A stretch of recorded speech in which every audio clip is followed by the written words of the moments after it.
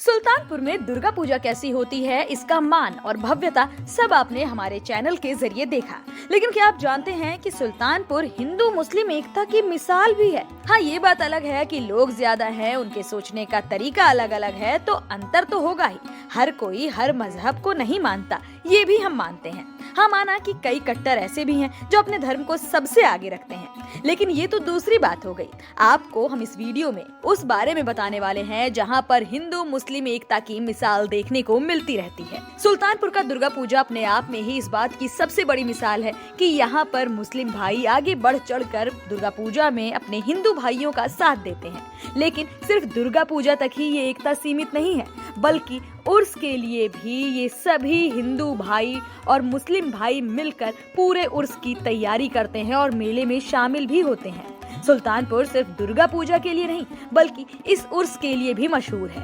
शहर में दुर्गा पूजा पूरी होते ही निकराही के उर्स की शुरुआत होती है। खास बात तो ये है कि दरगाह पर हर धर्म के लोग अकीदत के साथ पहुंचते हैं और माथा टेकते हैं। 5 दिनों तक ये भव्य मेला चलता है, जिसे लोग दूसरा देवा का मेला भी कहते हैं। इस मेले के बाबत बाबा आजाद शाह वारसी ने बताया कि मेले में 3 दिन 3 वक्त हजारों लोगों के लिए लंगर की व्यवस्था भी की जाती है। ना कोई सेवादार होता है, ना कोई मेहमान। लोग आते हैं और अपने आप ही शांतिपूर्ण माहौल में ये इतना बड़ा हजारों लोगों की भीड़ से खचाखच भरा हुआ मेला पूरा हो जाता है।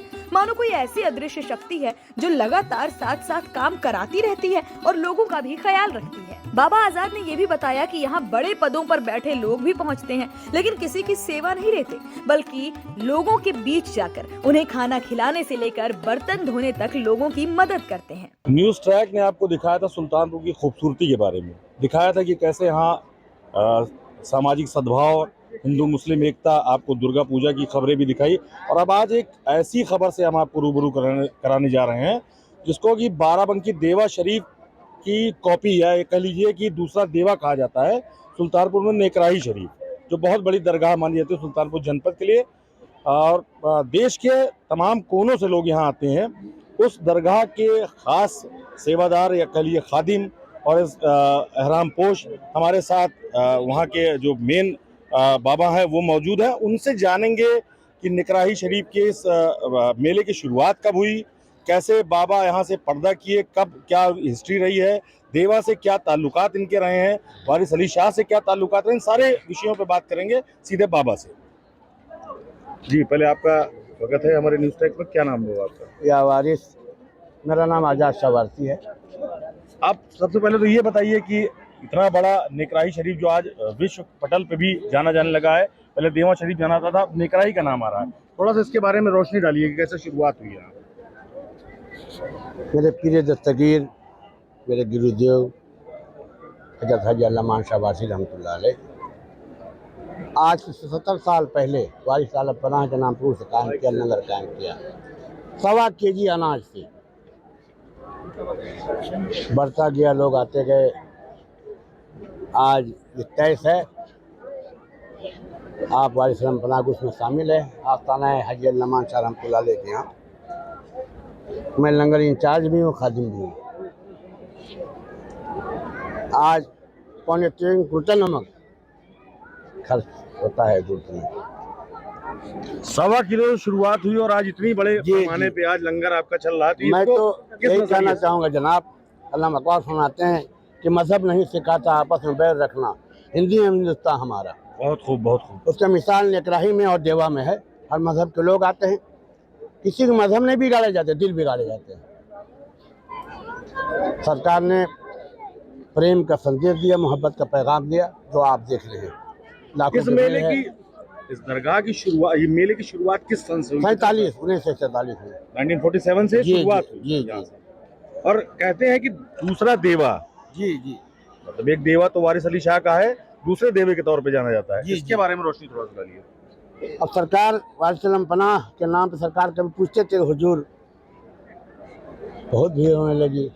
उस वक्त 200-500 लोग काफ़ी समझे जाते थे। तो यहाँ बेटा वारिस आलम पनाह फरमाते हैं कि देवा आशिको काबा है, उसी का ही अक्ष है। एक दिन ऐसे आएंगे कि लोग मुगालते में आ जाएंगे कि हम देवा में है कि निकराही में।